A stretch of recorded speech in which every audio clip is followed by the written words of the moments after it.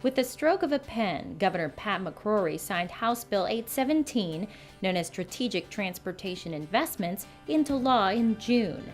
The goal of the law is to invest in projects that will bolster the state's economy and better link people with jobs, education, healthcare, and recreation. We need to connect our economic regions together with each other, our small towns with our big cities. And if we connect them, then everyone wins in our state. The law includes a new funding method for transportation projects called the Strategic Mobility Formula. It addresses the issues North Carolina faces as the state continues to grow. In the next 10 years, 1.3 million more people are expected to move to North Carolina, placing greater demands on our infrastructure. But over that same time period, NCDOT's revenue is projected to decrease by $1.7 billion, creating an infrastructure gap. The Strategic Mobility Formula helps shrink that gap. Here's how it works. 40% of the available funds will go to enhancing statewide mobility. That means reducing congestion and eliminating bottlenecks. In fiscal years 2016 to 2025, we'll dedicate about $6 billion to these major projects. We'll select them based purely on hard data like traffic volume and crash statistics. 30% of the funds, roughly $4.5 billion over 10 years, will fund projects on the regional level to improve connectivity. At this level, the project selection process is made up of three weighted factors. 70% of the decision-making process is based on data. 30% is based on local input.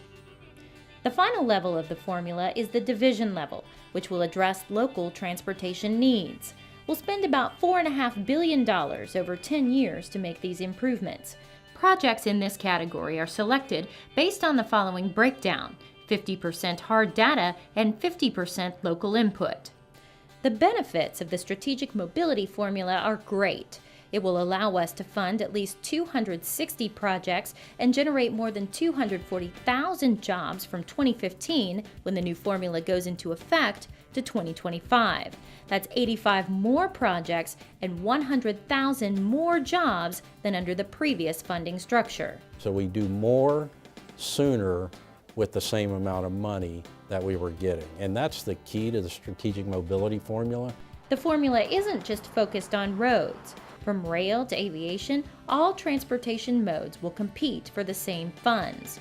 To ensure non-highway projects are funded fairly, we will implement thresholds that must be met during the prioritization process.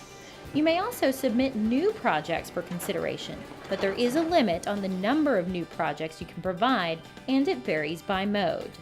We know this is a lot of information to digest. The good news is you have plenty of time to ask questions before you have to take action. You can submit projects from January 21st to February 17th, and you don't have to assign any points to projects in your area until the end of July. We appreciate your commitment to making the Strategic Mobility Formula a success. With your help, we can spur economic growth in North Carolina by making it easier for people and goods to get where they need to go efficiently.